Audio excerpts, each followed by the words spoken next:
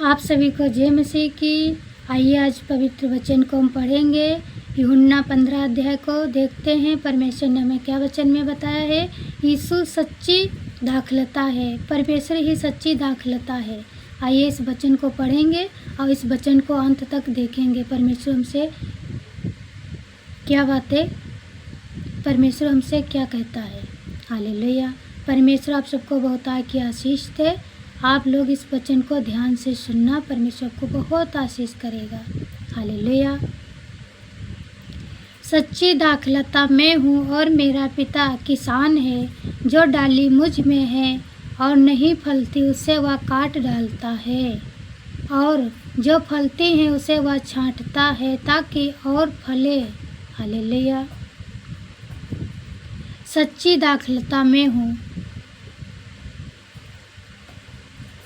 और मेरा पिता किसान है। हालेलुया।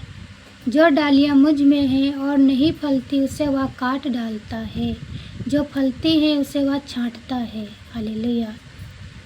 तुम तो उस वचन के कारण जो मैंने तुमसे कहा है शुद्ध हो।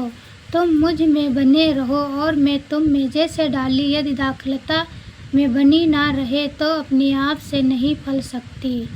हालेलुया। तुम मुझ में बने रहो और मैं तुम में। जैसे डाली आदि दाखलता में बनी ना रहे वैसे। हालेलुया। तुम मुझ में बने रहो और मैं तुम में। जैसे डाली आदि दाखलता में बनी ना रहे तो अपने आप से नहीं फल सकती, वैसे ही तुम भी यदि मुझ में बने ना रहो तो नहीं फल सकते। मैं दाखलता हूँ, तुम डालियाँ हो। जो मुझ में बना रहता है वह और उसमें वह मैं उसमें वह बहुत फल फलता है, क्योंकि मुझसे अलग होकर तुम कुछ भी नहीं कर सकते। यदि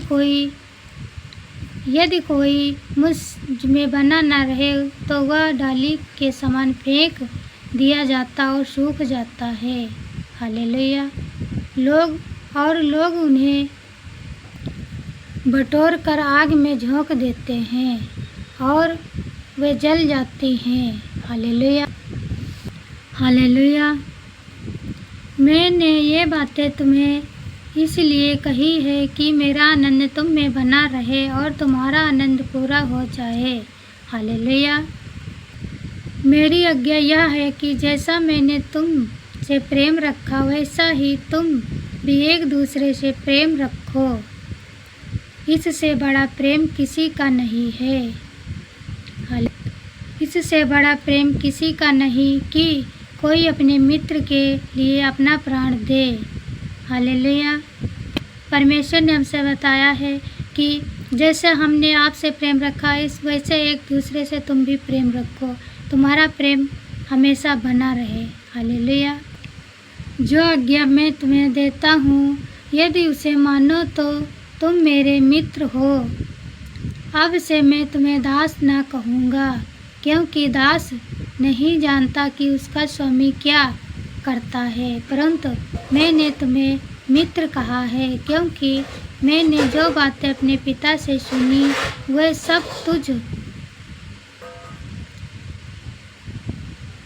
अब से मैं तुम्हें दास ना कहूँगा, क्योंकि दास नहीं जानता कि उसका स्वामी क्या करता है, परंतु मैंने तुम्हें मित्र कहा है, क्योंकि मैंने जो बातें अपने पिता से सुनी वह सब तुम्हें बता दी। हालेलुया।